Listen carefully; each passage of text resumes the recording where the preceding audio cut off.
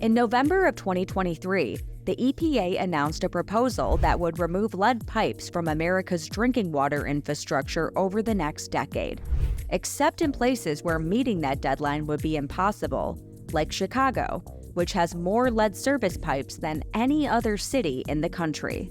Siri Chilukuri covered the story for Grist. The reason that Chicago meets that kind of loophole is because there are 400,000 pipelines, and that would mean that the city would have to replace 40,000 lead pipelines a year to meet that goal. That would basically mean that entire swaths of the city would be unnavigable because the city would have to dig up, entire parts of the street to do it.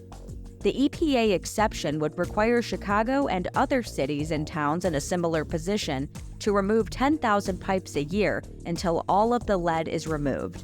It could take Chicago 40 years to remove all of the lead pipes and still be in compliance with the rule.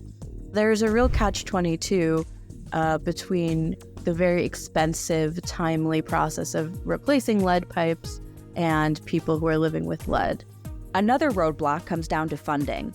The price tag to replace lead service lines in Chicago is $12 billion. The Biden administration is designating $15 billion toward lead pipe removal, but that's for the entire country.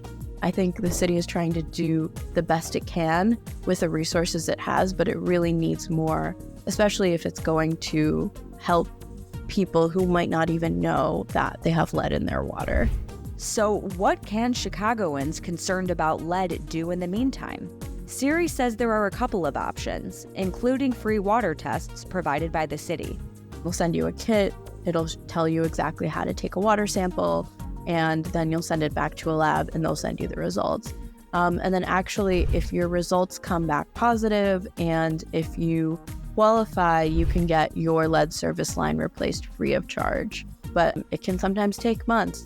Siri says that another option is to use a water filter on your tap or in a pitcher. The best thing to do is to try to inform yourself, try to inform your neighbors, try to see if there's any programs where you can distribute these sorts of pitchers to lower your exposure, at least temporarily, while the city tries to fix at least the problem of lead pipes.